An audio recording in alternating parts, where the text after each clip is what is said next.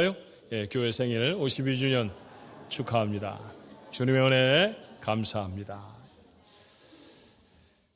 52년 동안 하나님이 우리 교회를 향해 베푸신 은혜에 감사합니다.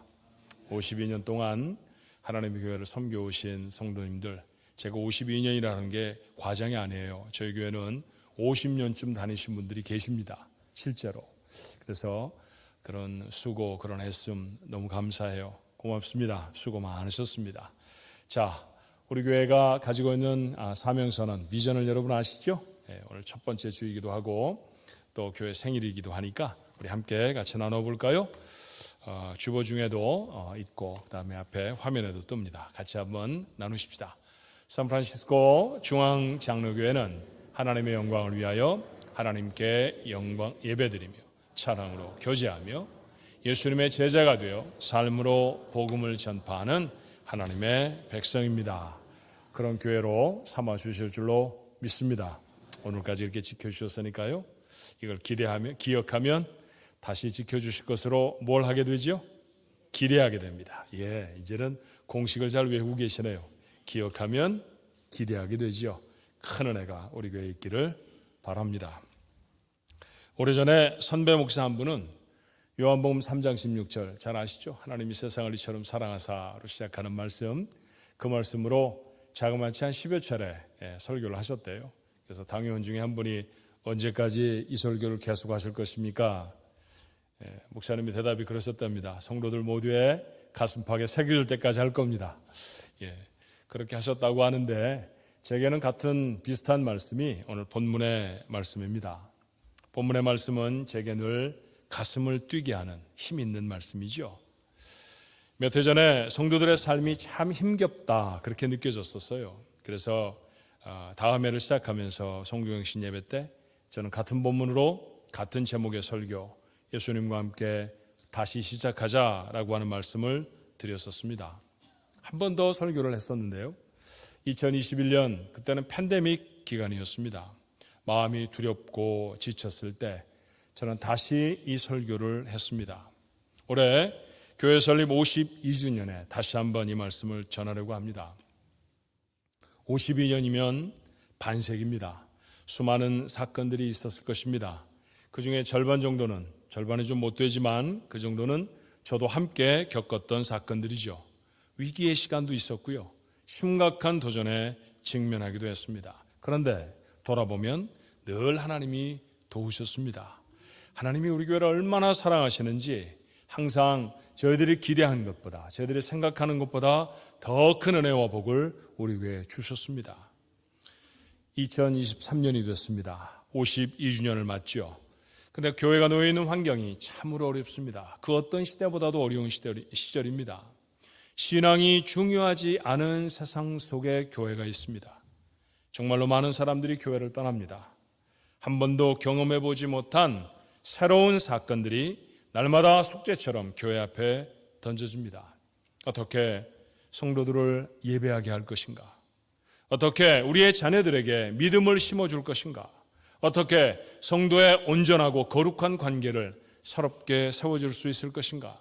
어떻게 우리의 매일의 삶, 일상에서 하나님의 자녀로 살아가는 삶을 이루어낼 것인가?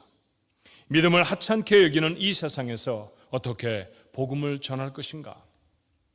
처음 하는 질문들은 사실 아닙니다. 하지만 이 질문을 해결해야 하는 환경은 이전과는 판이하게 달라졌죠. 다른 세상을 삽니다. 우리는 답을 찾을 수 있을까요? 어떻게 시작해야 할까요? 그렇게 질문하고 보니 제 머릿속에 다시 게네사렛 호숫가의 장면이 떠올랐습니다. 그렇습니다. 시작은 역시 그래야 합니다. 예수님과 함께 다시 시작하는 것이죠. 올해 우리는 교회 부흥을 놀랍게 이루기를 소원합니다. 5명만 그렇게 생각하시는 거죠. 나머지는 부흥이 안 돼도 이 모양이 좋사오니 그렇습니까? 아니면 아멘의 기회를 놓치셨나요? 다시 한번 나눠볼까요? 우리는 올해 하나님이 주시는 큰 부흥이 우리 교회에 있기를 소원합니다. 그래요. 부흥이 있기를 원합니다. 빈 배로 돌아왔던 사람들이 배 가득하게 고기를 잡았던 그걸 만선의 축복 그렇게 말하죠. 그 축복을 이루는 비결은 과연 무엇이었을까요? 이런 놀라운 부흥을 어떻게 하면 이룰 수 있겠습니까? 오늘 본문은 그 비결을 세 가지로 우리에게 교훈합니다. 첫 번째는 주님과 함께해야 합니다. 우리가 아는 것처럼 베드로는 지난밤 힘에 지나도록 수고를 했지만 고기를 한 마리도 잡지를 못했습니다. 이제 날이 밝았습니다. 더 이상은 고기 잡기에 틀린 날이지요. 고단한 마음으로 배를 물가에 대고 오늘 밤에나 다시 나와 고기를 잡을 준비로 그물을 싣고 있습니다. 그런 그에게 주님이 다가가셨죠. 그리고 그의 배를 좀 사용하시겠다고 했습니다. 배에 오르신 주님은 배를 물가에서 조금 띄워달라고 다시 부탁하십니다. 그리고 물가에 모인 많은 사람들을 향해 말씀을 하셨습니다. 한참을 그렇게 설교하신 후에 주님은 베드로에게 깊은 곳에 그물을 내리라고 말씀하십니다. 예정이 없던 고기잡이였죠. 그러나 베드로는 주님의 말씀대로 했습니다. 베드로는 주님이 가르치신 바로 그곳에 그물을 내렸고 엄청난 고기를 잡을 수 있었습니다. 여러분, 어마어마한 고기였어요. 그물이 찢어질 뻔했고요. 그래서 자신의 배에 다 담기가 어려워서 친구의 배를 불러서 2배의 고기를 담았는데 그 배가 가라앉을 정도로 그렇게 많은 고기를 잡을 수 있었습니다. 어떻게 이런 일이 일어날 수 있었을까요? 본문의 말씀을 다시 찬찬히 살펴보면 배는 똑같은 배였습니다. 그 배에 타고 있는 어부들, 똑같은 어부들이었으니 그들의 기술도 달랐을 리가 없지요. 그물도 어제 사용하던 바로 그 그물을 사용했을 것입니다. 장소도 다른 곳이 아니라 바로 변함없이 게네사렛 호수 위였습니다. 밤새도록 베드로가 그물을 내려보지 않은 곳이 있었겠습니까? 이곳에 그물을 내려봐 고기를 잡지 못하면 또 다른 곳으로 갔을 것이고요. 고기가 잘 잡히는 포인트들마다 어부들이 알고 있는 그 곳곳마다를 샅샅이 뒤지며 그물을 내렸을 것입니다. 그런데 한 마리도 잡지를 못했죠. 그런데 예수님이 지정하신 바로 그곳에 그물을 내렸더니 어마어마한 고기를 잡을 수 있었습니다. 무엇이 다른 점일까요? 다른 것이 하나도 없어 보이는데 얼마 전에는 고기를 한 마리도 잡을 수 없다가 지금은 그물이 찢어지도록 고기를 잡을 수 있었던 까닭은 무엇이었을까요? 정말 다른 것이 없었습니까? 잘 살펴보니 꼭 한 가지가 달랐습니다. 빈 배로 돌아올 때 그 배에는 어부들만 타고 있었죠. 주님은 타고 계시지를 않았습니다. 그런데 만손으로 돌아오는 배, 고기를 가득 싣고 돌아오는 그 배에는 주님이 함께 타고 계셨습니다. 주님이 계시고 계시지 않고의 차이는 엄청나게 놀라운 것이었죠. 베드로는 우리에게 만선의 축복을 위한 첫 번째 비결을 뭐라고 가르칩니까? 우리의 배에도 주님을 타워야 한다라고 말합니다. 주님이 함께 하시는 교회가 되어야 할 줄로 믿습니다. 주님이 함께 하시죠. 교회의 모든 예배는 주님께 드리는 예배입니다. 그러니 주님이 함께 하시지 않았던 예배는 아마 한 번도 없었을 것입니다. 그러나 만선의 축복, 이 놀라운 부흥을 바라는 교회는 더욱더 주님이 함께 하신다는 의식으로 하나님 앞에 나아가야 한다는 것이죠. 오늘 찬양대가 찬양을 불렀습니다.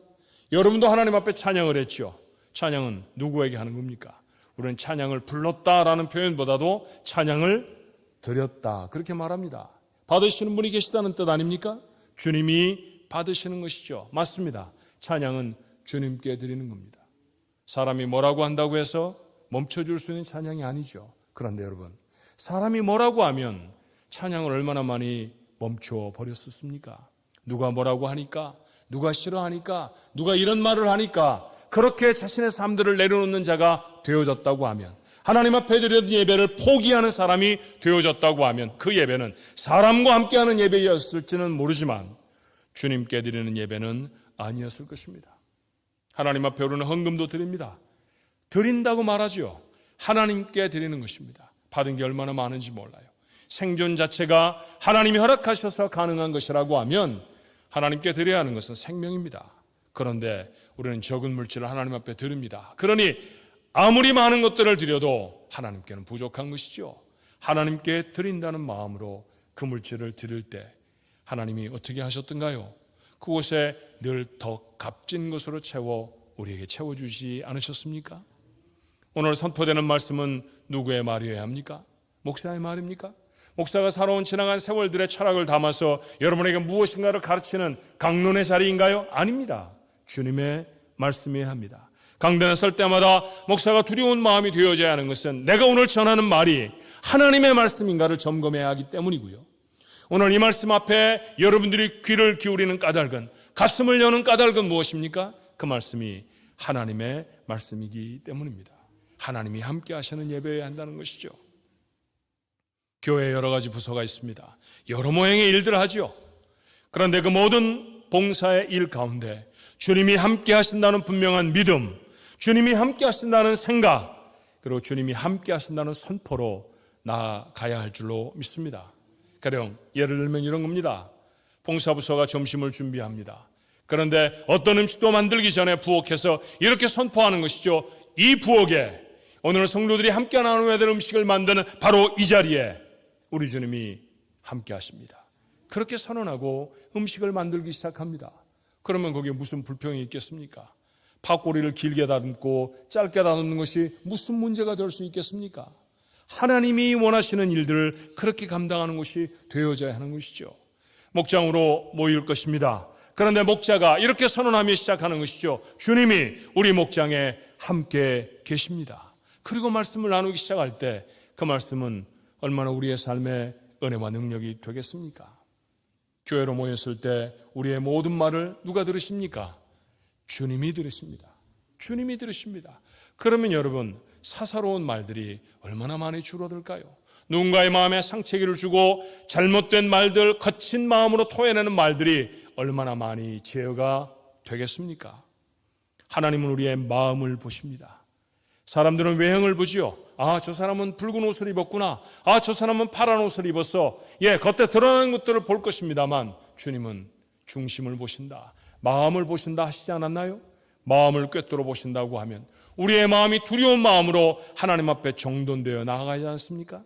마음은 저 멀리 있고 몸만 여기와 예배드리는 자가 아니게 될 것입니다. 아주 작은 행동 하나도 누구를 위해 하는 겁니까? 주님을 위해 하는 것입니다. 주를 위해 하는 행동, 그런 의식이 우리의 삶의 모든 것들을 지배할 때, 그렇게 주님과 함께함이 확실해질 때 우리 교회는 다른 결과를 얻게 될 줄로 믿습니다. 만선의 축복이 그런 교회에 임하는 것이죠. 그 교회가 우리 교회가 되기를 주님의 이름으로 축원합니다. 오늘 본문이 가르치는 두 번째 교훈은 주님이 원하시는 것을 행하는 교회가 되어야 만선의 축복을 경험한다는 것이죠. 배에 타신 주님은 베드로가 깊은 곳에 그물을 내리기를 원하셨습니다. 여러분 생각해 보면 이 장면은 정말 우스운 장면입니다. 현실적으로 베드로는 경험 있는 어부였고요. 예수님은 잠시 목수 일을 하셨던 분이었습니다. 누구 말을 들어야 고기잡이에 더 성공할 수 있겠습니까? 당연히 그물을 언제 어디에 내릴지를 결정하는 것은 어부였던 베드로여야 하지 않습니까? 그런데 주님이 계획을 하셨고 베드로는 그 계획을 따릅니다. 그리고 만선의 기쁨을 맛봅니다. 교회가 만선의 기쁨을 맛보려면 베드로처럼 해야 하는 줄로 믿습니다. 주님이 원하시는 것을 하는 것이죠. 주님이 원하시는 일들을 하는 교회가 하나님이 베푸시는 은혜 가운데 있을 줄로 믿습니다. 당연한 이야기지만 이게 잘 되어지지 않는 까닭이 뭘까요? 이게 쉽지 않은 일이기 때문에 그렇습니다. 때때로 귀찮고 힘들고 감정이 상할 수도 있는 일이기 때문에 그렇습니다. 하지만 그때마다 우리의 감정, 우리의 바람을 내려놓고 주님이 우리 교회를 통해 이루시려고 하시는 일이 무엇인지 질문할 수 있어야 합니다. 바울이 소아시아 지역의 전도 여행을 마치고 예루살렘으로 돌아가는 길에 밀레도에서 에베소 교회 장로들을 만납니다. 에베소 교회, 어떤 교회인가요? 바울이 개척한 교회입니다. 그래서 바울이 너무도 사랑하는 교회였습니다. 바울은 순회 전도자에서 많은 곳들에 가 많은 교회를 세웠죠. 그런데 가장 긴 세월을 사용했던 곳이 바로 이 에베소 아니었습니까? 그만큼 사랑했다는 것이죠. 돌아가는 길에 에베소에 들리질 못하니 처음부터 자신의 사역에 동역했던, 그리고 지금은 교회 장로가 된, 교회 리더십들이 되어진 그 사람들을 불러서 함께 만나고 싶었습니다.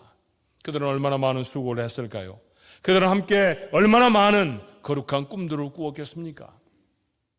바울은 자신이 다시는 에베소 교회를 방문하지 못할 것을 알고 장로들에게 교회를 이렇게 부탁합니다. 사도행전 20장 28절의 기록이죠. 여러분은 자기를 위하여 또는 온 양떼를 위하여 삼가라. 성령이 그들 가운데 여러분을 감독자로 삼고 하나님이 자기 피로 사신 교회를 보살피게 하셨느니라. 하나님이 자기 피로 사신 교회, 바울이 우리에게 전하는 교회에 대한 정의입니다. 자기 피로 사신 교회입니다. 여러분, 백화점에 걸린 옷이 내가 그 옷의 값을 지불하고 내가 가져오면 그것은 백화점의 옷이 아니라 누구의 옷이 됩니까? 내 옷입니다. 내 것입니다. 주께서 교회를 어떻게 말씀하고 계시는 걸까요? 내 피를 주고 산 내 교회다 말씀하시는 것이죠. 이 교회는 하나님의 것입니다. 하나님이 작은 값어치를 치르신 것이 아닙니다. 주님의 생명을 담보로 해서 세우신 것이 하나님의 교회입니다. 그러므로 이 교회는 하나님의 뜻이 이루어지는 곳이 되어야 할 줄로 믿습니다. 바울이 아무리 많은 수고를 했어도 바울이 원하는 것을 이루고 함께 아무리 많은 고생을 했어도 수고했던 장로들의 이상을 실천하는 것이 아닙니다. 하나님이 원하시는 것을 이루는 곳, 그곳이 교회여야 한다는 사실을 오늘 바울은 우리에게 전합니다. 하나님이 잃어버린 영혼을 찾으시기를 원한다고 하면 당연히 교회가 그 일을 해야 합니다. 힘이 부족하고 상황이 어려워도 그렇게 해야 합니다. 하나님이 무엇인가를 원하신다고 하면 내 손을 바라보는 것이 아니라 하나님을 바라볼 수 있어야 합니다. 그 일날을 구원했던 다윗의 사건을 기억하십니까? 말씀을 묵상하며 그 말씀을 아마 깊이 여러분의 마음에 담으셨을 거예요. 바울이 피나나와 피신에 있던 곳에서 멀지 않은 곳에 그일라라고 하는 마을이 있었습니다.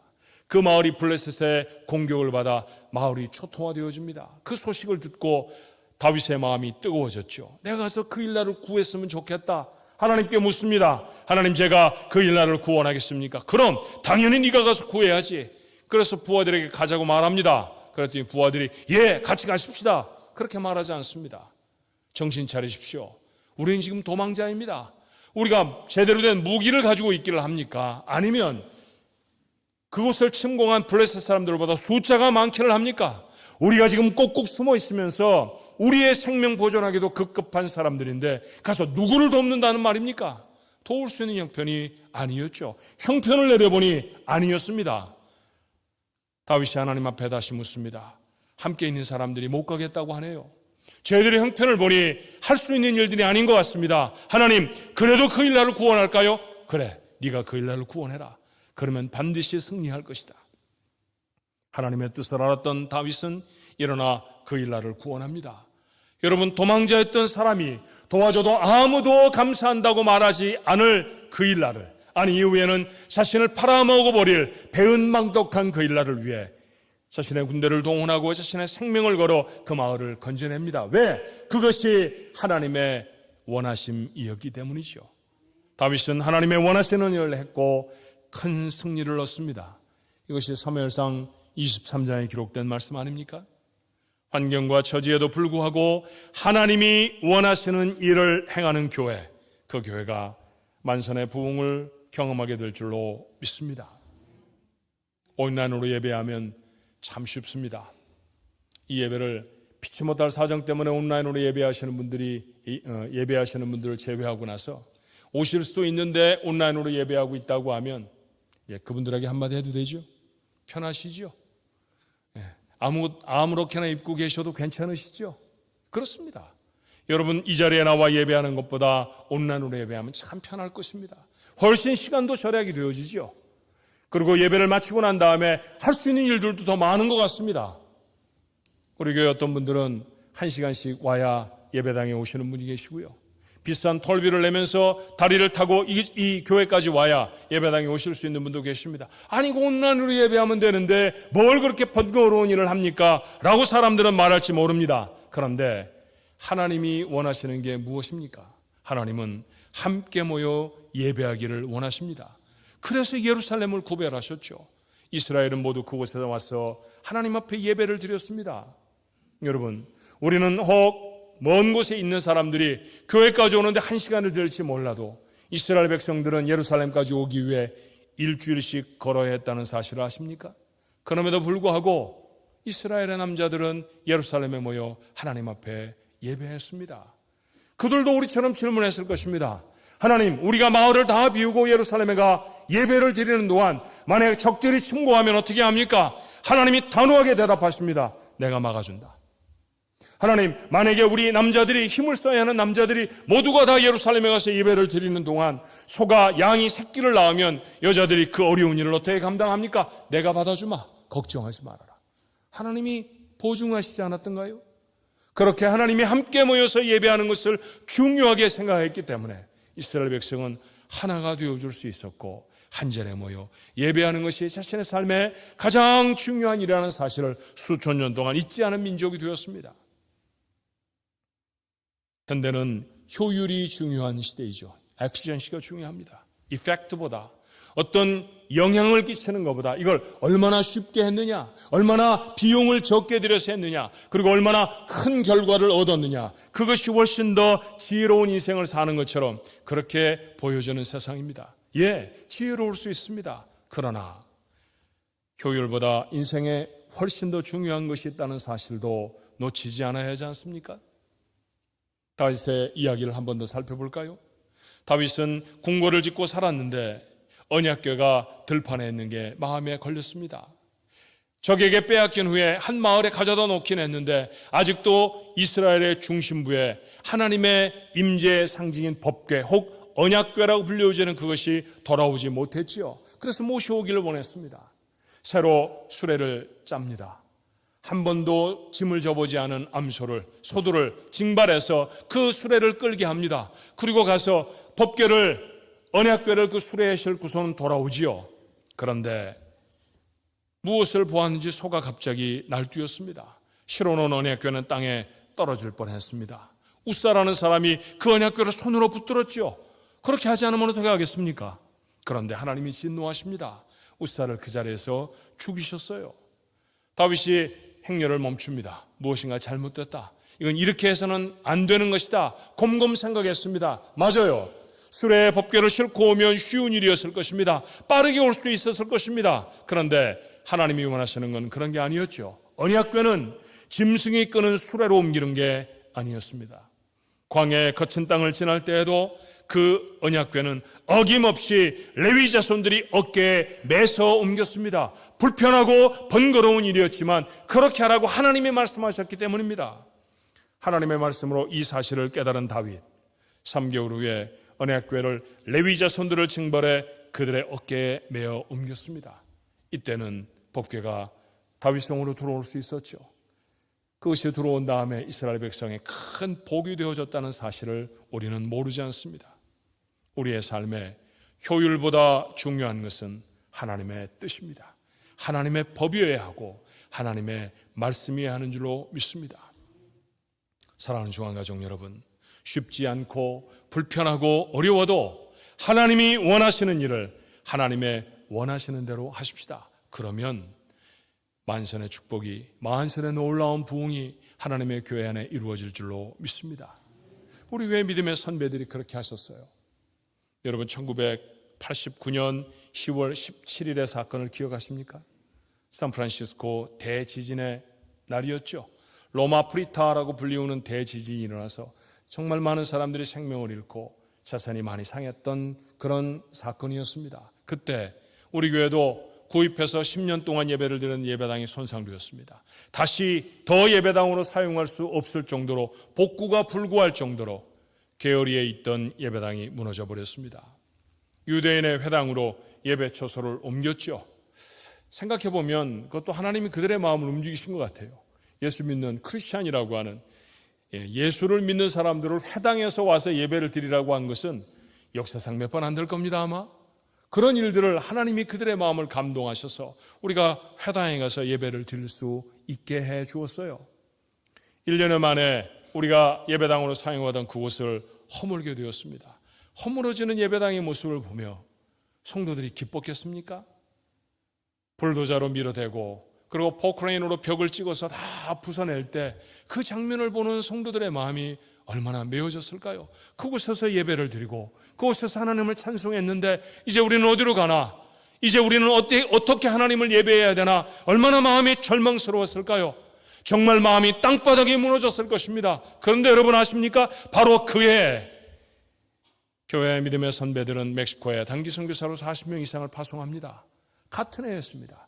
사람들이 그렇게 묻지 않았을까요? 지금 단기 선교 갈 때입니까? 예배당을 복구해야죠. 예배드릴 장소도 없는데 무슨 선교를 합니까? 멕시코에 선교할 일이 아니라 우리가 예배드릴 장소부터 제대로 찾아야 되지 않겠습니까? 그런데 하나님이 그곳에 복음을 전하라는 것이 하나님의 원하심이라고 하는 사실을 우리 믿음의 선배들은 아셨었죠. 그리고 그 일들을 감당했습니다. 하나님 그래서 우리를 예배당이 없는 자들로 만드셨습니까? 아닙니다.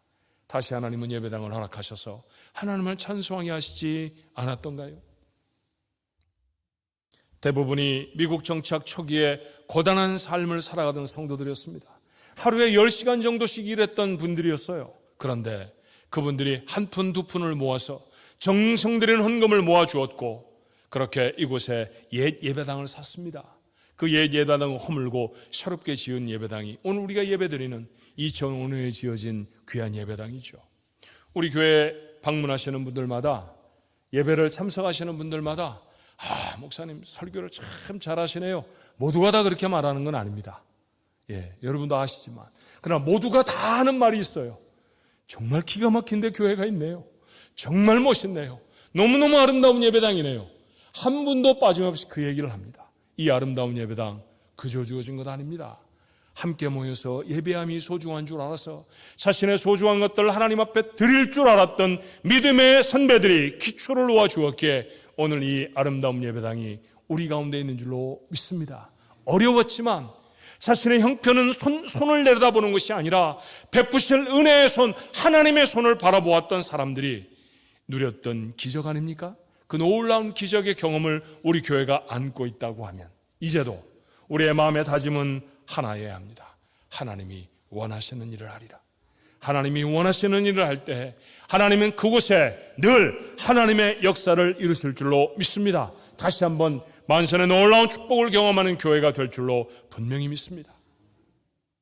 본문에 기록되어 있는 세 번째 교훈은 주님의 약속을 기대하는 교회가 되어져야 한다는 것이죠. 예수님은 베드로에게 깊은 곳에 가서 그물을 내리라고 말씀하셨습니다.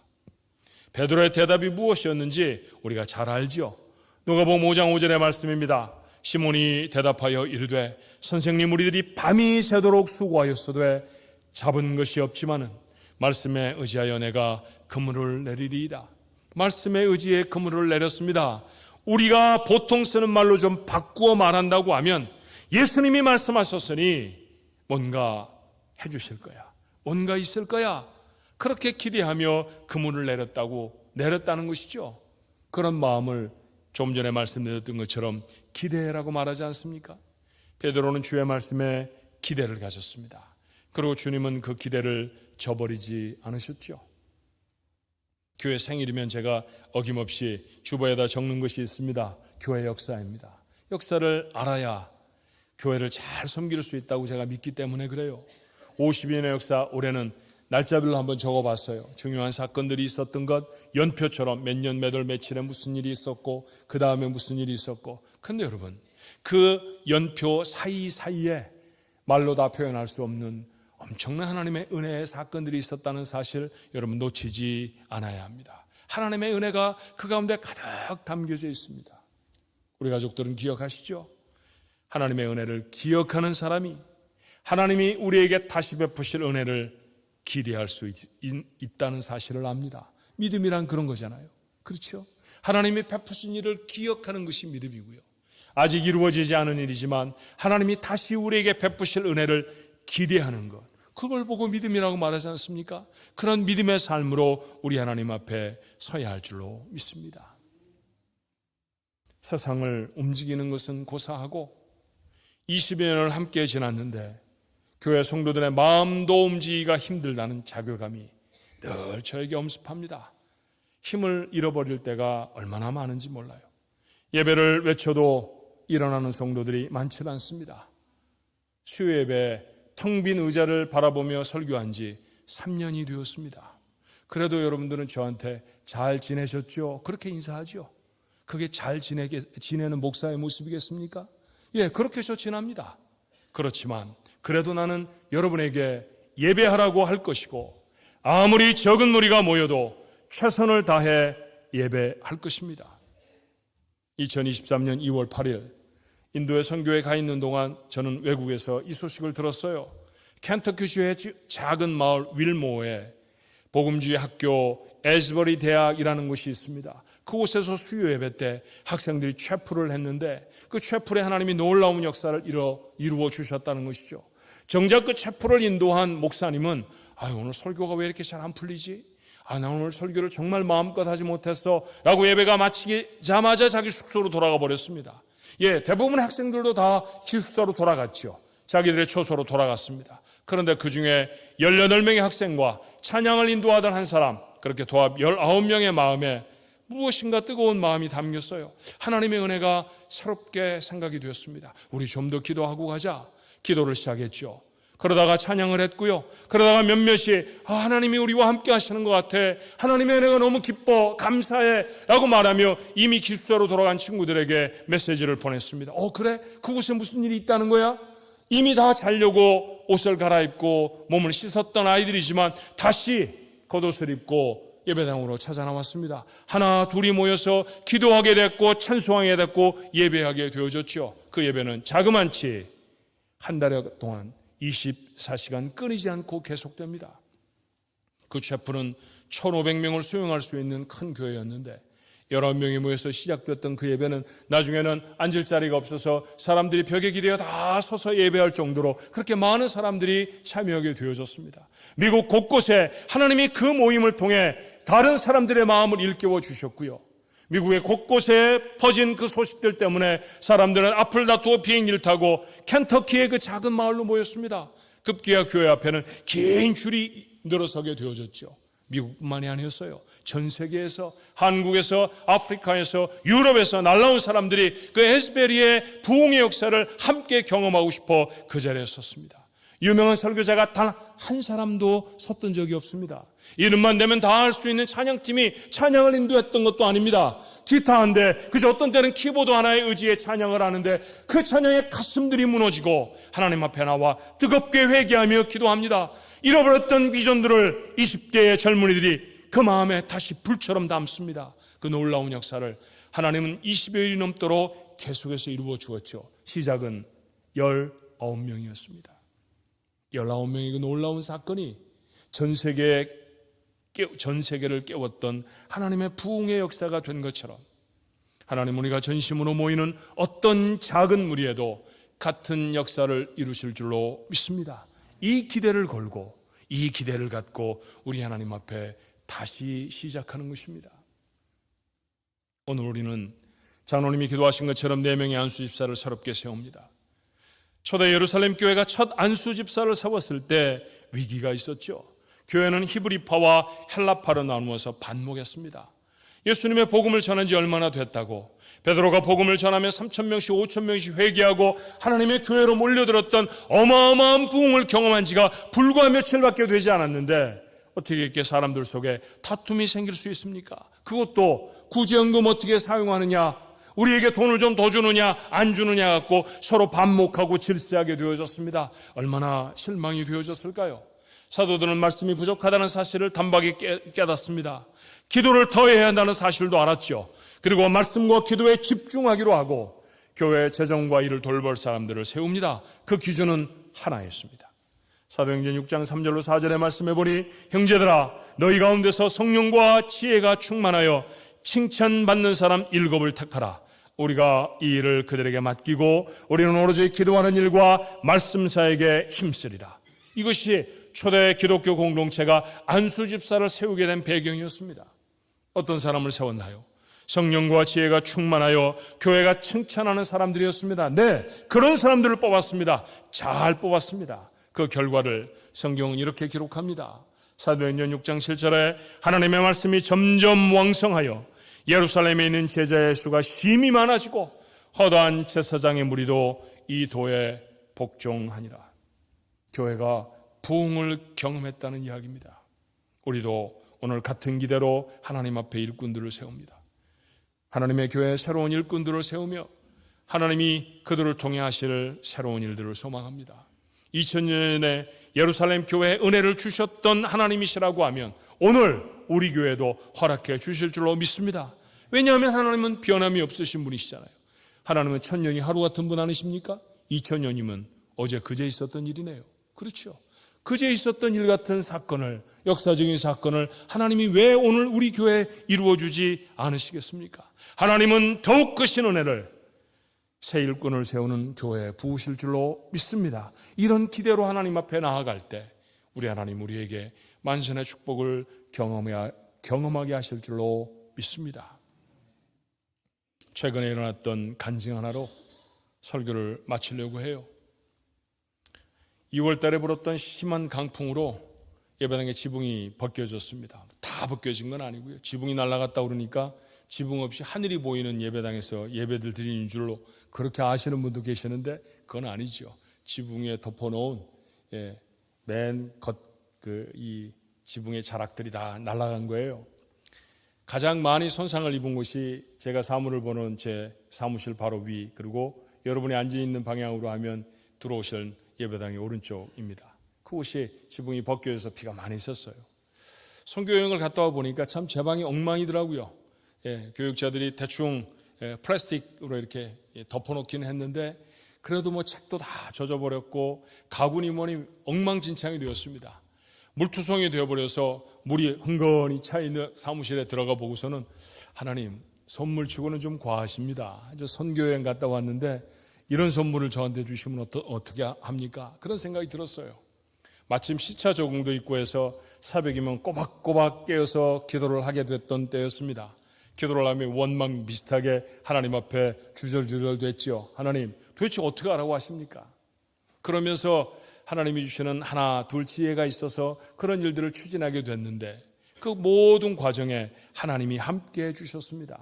아직 다 복구가 된 것도 아니고 아직 본격적인 수리를 저희들이 들어간 것도 아니지만 그런데 이미 이제 그런 일들을 진행하게 됐는데 그 진행하는 절차에 하나님이 하셨다는 사실들을 모두가 다 알게 됐어요.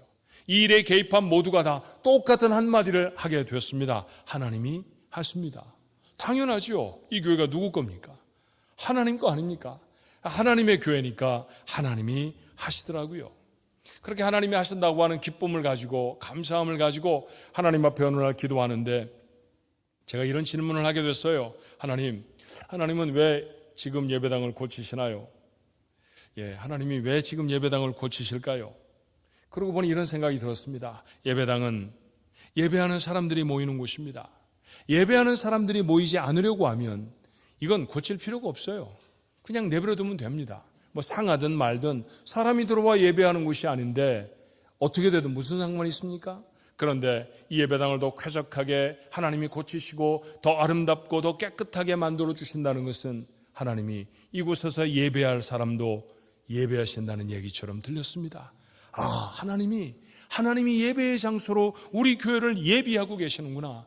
그러면 그곳을 채워서 하나님께 찬송을 할 사람도 하나님이 예비하시겠구나. 얼마나 마음이 뜨거워졌는지 모릅니다. 하나님이 준비를 하고 계시는 것이죠. 아직은 보이질 않지만 하나님의 도우심을 기대하는 우리 가족들 되기를 주님의 이름으로 축원합니다. 고기가 아직 보이지 아니하는 호수 깊은 곳에 그물을 내리는 베드로의 심정도 같았을 거예요.